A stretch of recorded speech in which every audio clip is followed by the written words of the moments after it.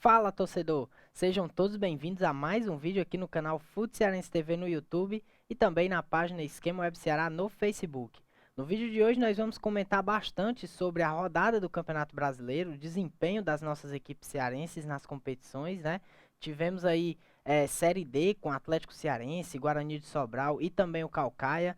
Na Série C, Ferroviária e Floresta começam a cair de rendimento, os dois aí acabaram derrotados na rodada e também tivemos a Série A, Ceará e Fortaleza, ambos empataram, conquistaram em um pontinho na competição. Nós vamos falar também sobre o craque da rodada, né? No final do vídeo vamos eleger quem foi esse jogador e você vai saber. Então vem com a gente que está começando mais um vídeo.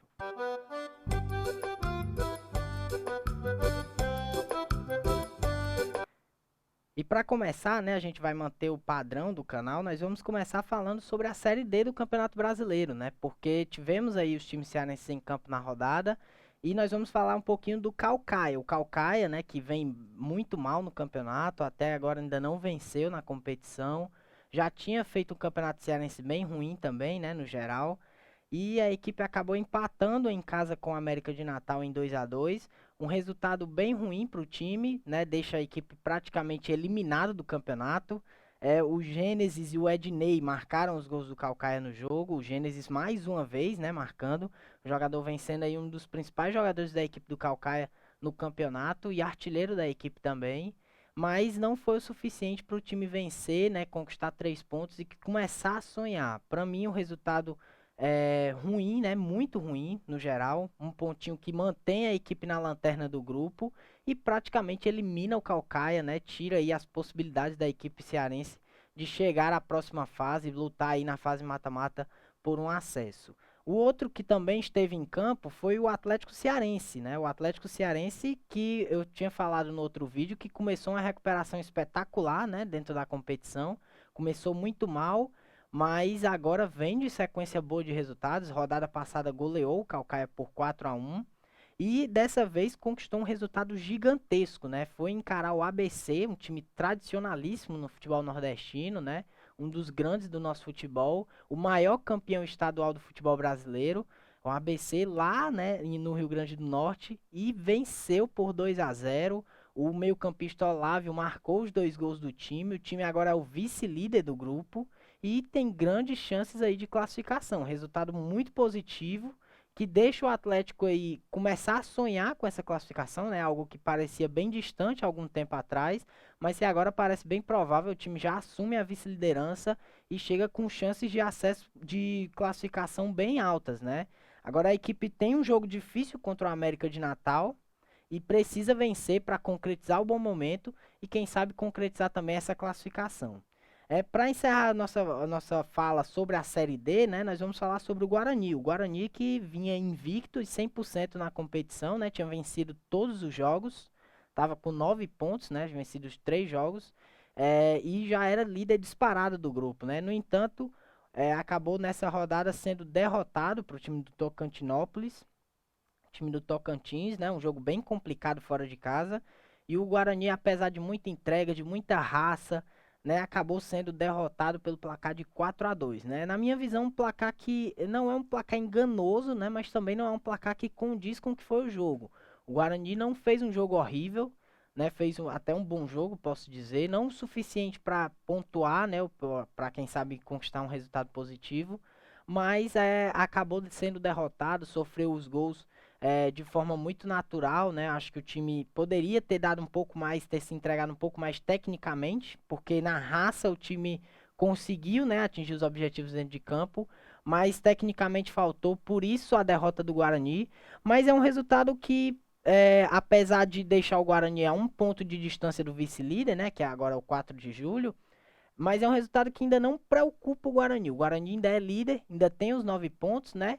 E permanece aí com grande chance de classificação. Agora a equipe precisa fazer valer o mando de campo diante do 4 de julho, vencer o seu jogo e carimbar aí essa vaga, essa classificação para a próxima fase do Campeonato Brasileiro Série D, certo? Então, muito importante que o Guarani consiga essa classificação antecipada, né, para brigar pelo acesso. A gente torce muito para que os times do nosso estado consigam estar sempre no mais alto patamar possível. E aí a gente pula da Série D e vai falar um pouquinho sobre a Série C, né? Porque o Floresta acabou derrotado, né? Mais uma rodada que o Floresta não consegue pontuar. Floresta começou bem o campeonato, né? Começou ali com 5 pontos na parte de cima da tabela. Depois o time caiu muito de rendimento, não só de rendimento, os resultados também pararam, né, de acontecer. E o Floresta acabou derrotado para o Paysandu pelo placar de 2-0. O jogo foi no domingão. O time da Vila Manuel Sátiro fez um jogo muito abaixo, né? A gente já viu outras boas atuações do Floresta, por exemplo, o jogo contra o Santa, que foi um jogo muito difícil, mas que o Floresta suportou bem a pressão do Santa, conseguiu sair para o contra-ataque, criou algumas chances, chegou até a fazer o gol, né? Que foi anulado, anulado de forma correta, diga-se de passagem, né? Mas que o Floresta acabou não fazendo um bom jogo, né? E até ali o empate não era um mau negócio, porque o time não vinha bem, né? E estava enfrentando um grande adversário, que é o Paysandu, outro time que tem uma tradição imensa no futebol do norte do país, né? Um dos maiores times do norte do futebol brasileiro. E a equipe acabou sendo derrotada ali nos 20 minutos finais do jogo, né? Acabou sofrendo 2-0. O Denilson e o Diego Rodrigues marcaram para o Paysandu. E aí deixa o Floresta numa situação bem difícil, né? A gente já começa a ver o Leston Júnior meio que balançando no cargo, né? Eu diria que a pressão começa a aparecer de uma forma mais ríspida agora, porque, como eu falei em outros vídeos, a Série C não permite que você tenha muitas derrotas, que você fique fora da zona de classificação por muito tempo, né? O Floresta agora precisa da recuperação e essa recuperação pode vir aí na próxima semana no jogo contra o Altos do Piauí. O jogo vai ser fora de casa, então o Floresta precisa pontuar, precisa voltar a jogar bem e dar uma resposta para o seu torcedor, né? A gente torce que o time melhore dentro do campeonato e consiga, quem sabe, ali terminar entre os 4 primeiros. É. E a vida dos nossos times na Série C não tá nada fácil, né? Porque o nosso outro representante na competição, o Ferroviário, também foi derrotado, né? O Ferroviário encarou a Jacuipense, o jogo foi lá no estádio de Pituaçu, na Bahia, e o Ferroviário acabou perdendo por 1-0, um resultado ruim que tirou o Ferroviário da zona de classificação. O Ferroviário era o terceiro, né? Tinha 7 pontos. Tem 7 pontos no caso, né? Mas agora não está mais nessa zona de classificação, é o sexto colocado do grupo. Né? E o que é que eu pude notar desse jogo? Né? Eu acho que o Ferroviário entrou bem para o jogo. A estratégia do Francisco Diá foi bem interessante. Ele adiantou o time para pressionar a Jacuipense e impedir com que o time baiano conseguisse levar muito perigo ao Ferroviário. Uma estratégia parecida, inclusive, com o que o Vojvoda usou no jogo do Fortaleza. Né? Esse jogo a gente vai falar um pouco mais para frente. E aí o Francisco Diá adianta as linhas de marcação dele, bota o time mais pra frente, adianta o time e o Ferroviário começa a criar, né? Chegou momentos ali na fase inicial do jogo que o time da Jacuipense não conseguia trocar 2, 3 passes ali, que o Ferroviário já estava em cima. Então foi um início bem positivo e dava a entender que o gol do Ferroviário estava próximo, né? O time evoluía em campo e criava as melhores oportunidades, você pensava, pô, o Ferroviário vai já fazer um gol, né? E quem sabe até comandar aí uma goleada importante, como eu disse, né? Sempre bom você fazer saldo de gol nas competições. Mas aí a equipe acabou sofrendo um gol relâmpago, né? Da equipe da Jacuipense. Um gol no contra-ataque, o goleiro Rafael acabou saindo muito mal do gol. O jogador da Jacuipense pegou de frente para o gol e acabou marcando 1-0 para a Jacuipense. E naquela altura o resultado que já horrível, né, para o Ferroviário. Então o Ferroviário tinha que correr no jogo, tinha que se virar, dar algum jeito para pelo menos empatar, né? Não podia sair de mãos abanando lá da Bahia. E aí a equipe tentou evoluir, tentou crescer. O Francisco já fez mudanças no intervalo, né? Tirou o lateral Lázaro, colocou o Berguinho no campo.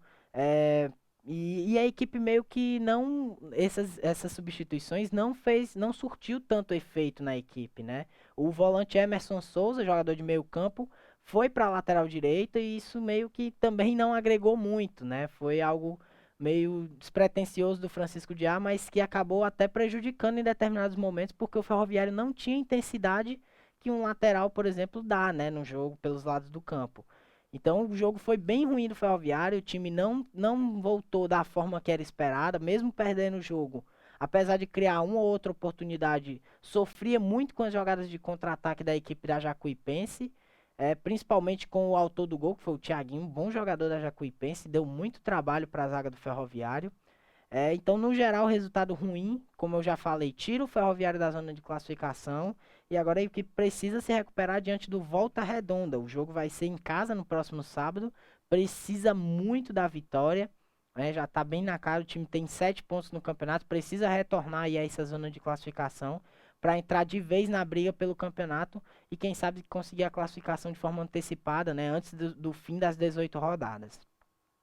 E aí a gente já pula mais uma divisão, né? A gente sai da Série C e vai para a Série A do Campeonato Brasileiro para falar do jogo do Fortaleza. O Fortaleza encarou a equipe do Grêmio, jogo fora de casa, jogo lá na Arena do Grêmio, né? O destaque da equipe do Grêmio era aí a estreia do Douglas Costa na equipe titular, jogador de Copa do Mundo, né? Disputou a Copa de 2018 com a seleção brasileira, mas que pouco agregou, né? O Douglas Costa. E aí o que é que eu pude notar desse jogo do Fortaleza, né? O Fortaleza, né? Eu falei até do Ferroviário, né? O Francisco Diá no jogo do Ferroviário colocou a equipe para frente, né? Para impedir com que a Jacuipense não agredisse tanto o Ferroviário ali naqueles minutos iniciais, né? Que é quando o mandante costuma sair um pouco mais para o jogo. E o Fortaleza usou uma estratégia bem parecida. O Vojvoda adiantou suas linhas de marcação, apertou a saída de bola do Grêmio, né? Algo que foi aplicado de forma correta dentro do campo pelos atletas. E o time do Fortaleza criou uma boa oportunidade logo cedo no jogo, né? Na finalização, mas acabou não entrando. E aí, no geral, o Grêmio conseguiu se recuperar, né? O Grêmio botando a bola no chão, um time muito técnico, jogadores como Rafinha, o Ferreirinha, né? O Douglas Costa, como eu já citei, dando muito trabalho para a defesa do Fortaleza em jogadas de velocidade. Apesar do Douglas não estar naquele ritmo, né? É sempre um jogador importante, tem um nível técnico super elevado, né? Principalmente para o nosso nível do futebol brasileiro, né? Um jogador que estava acostumado com jogar campeonato alemão, UEFA Champions League, como eu disse, Copa do Mundo também. E o Fortaleza acabou meio que caindo, né? Tendo que se recuar um pouco mais, se resguardar um pouco mais contra o ataque do Grêmio. E aí o Grêmio criava algumas oportunidades, mas no geral foi um jogo muito pegado, né? Foi um jogo muito estratégico, onde a estratégia tanto do Thiago Nunes como do Vojvoda, né? Acabou não surtindo tanto efeito nos clubes, né? As jogadas eram mais chutes para frente, uma bola rifada, ou quem sabe uma participação de um jogador com mais características ofensivas, como o caso do Fortaleza, né? O Iago Pikachu, que é um jogador que finaliza, que cruza bastante, mas isso não surtiu tanto efeito no primeiro tempo. No segundo tempo, o Fortaleza teve o pote de ouro, né? Que chamam já logo de cara, né? E acabou não aproveitando, que foi o pênalti, né? Na mesma jogada, o Kahneman derrubou o Robson, muito provavelmente ia fazer o gol do Fortaleza, né? Aí foi derrubado dentro da área, o árbitro marcou o pênalti e, consequentemente, expulsou o zagueiro do Grêmio, o Kahneman, já clareando um pouco mais os horizontes pro Fortaleza, né? Quem sabe ele fazer 1-0 ia dificultar muito a vida do Grêmio para correr atrás desse empate.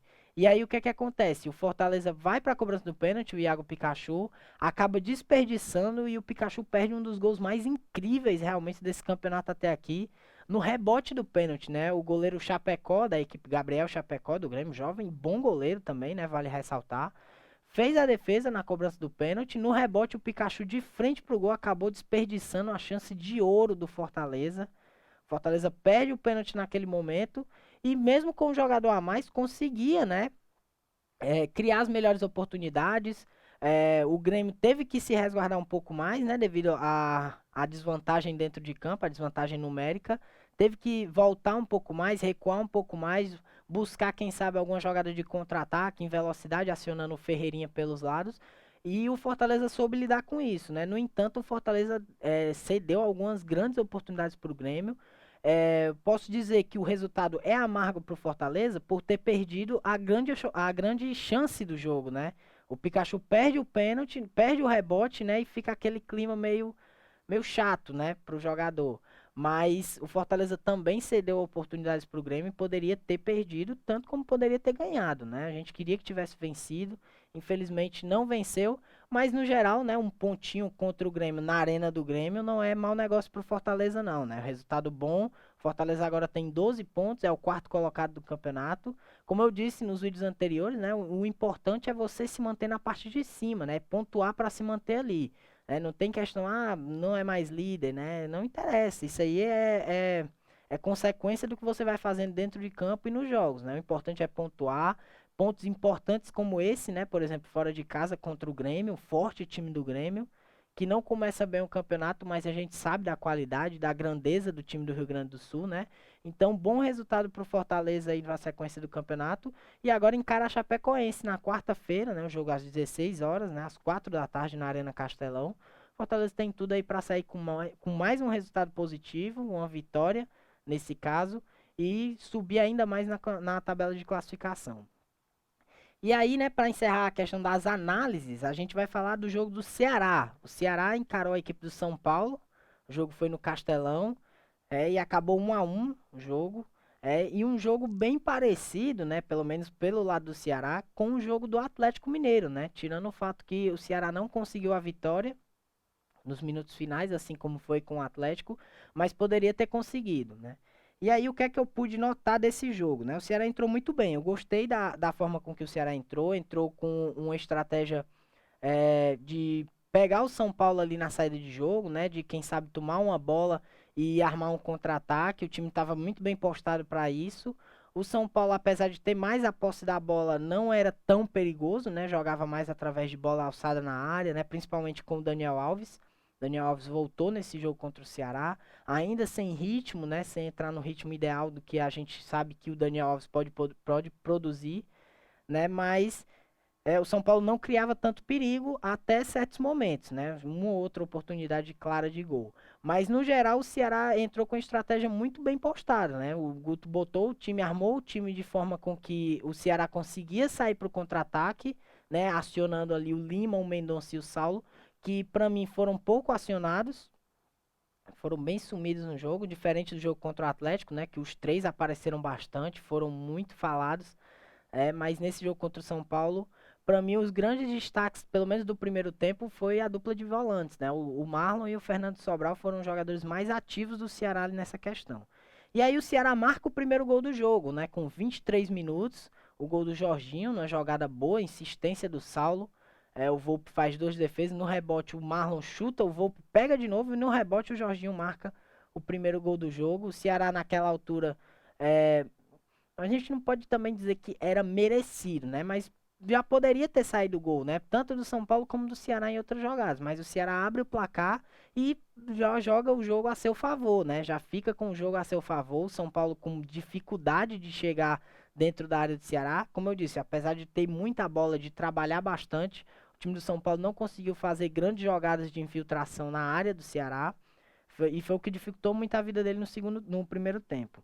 E aí, no segundo tempo, a gente teve uma mudança de rumo, né? O Ceará novamente, né? Como eu venho frisando muito nos últimos vídeos, o Ceará vem tendo quedas bruscas de rendimento dentro de uma mesma partida. Isso não pode acontecer. Dentro do jogo contra o São Paulo, o Ceará acabou caindo muito de rendimento no segundo tempo. São Paulo aproveitou, criou as jogadas, teve chance de empatar até antes do gol, né? Do que empatou realmente. E aí não deu outra, né? O São Paulo empatou o jogo após uma lambança dentro da grande área. O Richard faz a defesa, mas o Gabriel Dias, muito próximo, acabou fazendo o gol contra, né? Empatando o jogo o São Paulo. Naquela altura, um resultado bem ruim para o time do Ceará, porque o Ceará vinha melhor, né? O Ceará fez um bom primeiro tempo, voltou mal, voltou desleixado no segundo, acabou tomando o gol. Mas aí eu tenho uma ressalva para fazer com relação ao gol, né? Porque eu não entendo o fato do jogador profissional ficar tão próximo ao goleiro num lance daquele, né? Porque eu lembro, inclusive, de um lance do próprio Ceará em 2018, um jogo contra o Santos, na estreia do Brasileirão, onde o Everson, goleiro naquela ocasião, fez uma grande defesa e ele não conseguiu tirar do Pio, que estava na frente dele, né? O Pio muito próximo ao goleiro, a bola bate no Pio e entra. Então, eu não entendo muito essa questão do jogador profissional estar ali muito próximo ao goleiro, acaba acontecendo esse tipo de lambança que aconteceu no gol de São Paulo, né? Mas enfim, o São Paulo empata o jogo e o jogo muda totalmente a cara, né? O jogo que era um jogo mais trabalhado, um jogo mais estratégico, assim como eu falei que foi Fortaleza e Grêmio, né? O jogo Ceará e São Paulo tava aquela questão bem estratégica, né? As duas estratégias dos dois treinadores estavam prevalecendo até então. E aí o jogo mudou totalmente a sua cara, né? Ficou uma postura diferente, ficou um jogo aberto, trocação total. Tanto o São Paulo chegava como o Ceará chegava, então o sentimento era que a qualquer momento um dos dois poderia fazer o gol da vitória, né? E pra mim, o gol da vitória estaria nos pés do atacante Steven Mendonça, né? O colombiano recebeu ali no finalzinho do jogo já, recebeu um bom passe do Kelvin, que entrou bem no jogo, e acabou chutando para fora, a bola passa por cima do gol, desperdiçou uma grande chance da vitória do Ceará, o Steven Mendonça, já na reta final. Uma vitória que seria importante, né? Que levaria o Ceará a 11 pontos e deixaria o Ceará, numa ocasião, na 7ª colocação do campeonato. Então, para mim, assim como o Fortaleza sai do jogo contra o Grêmio com um gosto amargo, o Ceará também deixa a Arena Castelão com aquele gostinho de que poderia ter saído a vitória, né, ali na reta final. Mas enfim, no geral, um pontinho na conta, né? Jogo difícil contra o São Paulo, um dos maiores times do futebol da América do Sul, né? A gente pode citar assim. E o Ceará agora encara o Bragantino, né? Pedreira pro Ceará. O Bragantino lá no Nabi Abichedi, em São Paulo. O jogo vai ser na quinta-feira às 16 horas. O Fortaleza joga na quarta às 16 horas e o Ceará na quinta às 16 horas contra o Bragantino. Então acompanhe lá, né, o dia 31 na quinta-feira. Para encerrar o nosso vídeo de hoje, a gente vai eleger aqui quem foi o craque da rodada, né? E eu tenho que dizer que não tive nem hesitei, né, em escolher esse atleta. E pela primeira vez, né, detalhe, nós vamos repetir aqui o craque da rodada. Porque até agora só tinham sido jogadores diferentes, né, a cada rodada. Mas dessa vez vai ser aí o primeiro jogador repetido. E é ele, o Olávio, do Atlético Cearense, né? Não tinha como ser outro jogador. O cara vem fazendo uma temporada extraordinária. É um meio-campista, marcou os 2 gols da vitória do Atlético, da vitória gigante do Atlético Cearense lá no Frasqueirão diante do ABC. É um jogador que vem sendo fundamental, né? E eu falei até em outros vídeos, já recebeu sondagens aí de clubes da Série B, do próprio Ceará também. Mas por enquanto vai sendo fundamental para o Atlético na temporada. Marcou os 2 gols e chegou a 19. Esses são números de um volante, né? O volante do Atlético Cearense, o volante Olávio. Marcou os 2 gols e é aí o craque da rodada aqui eleito pela nossa equipe do Fute Cearense TV, certo, pessoal? Então é isso, a gente vai ficando por aqui, né? Eu convido vocês a seguir as nossas redes sociais, o nosso Instagram, Fute Cearense TV, lá tem notícias, né? Você acompanha o pré-jogo também. De vez em quando a gente faz um vídeo lá, né? Solta um vídeo lá falando sobre determinado assunto. Então acompanhe lá, nos siga, nos acompanhe. Também curta a página Esquema Web Ceará no Facebook. E claro, não se esqueça, né, de se inscrever no nosso canal Fute Cearense TV, deixar o like, ativar as notificações, né, para sempre receber quando tiver vídeo novo nosso aqui no canal. Então é isso, a gente agradece a presença de todos vocês e a gente volta em breve.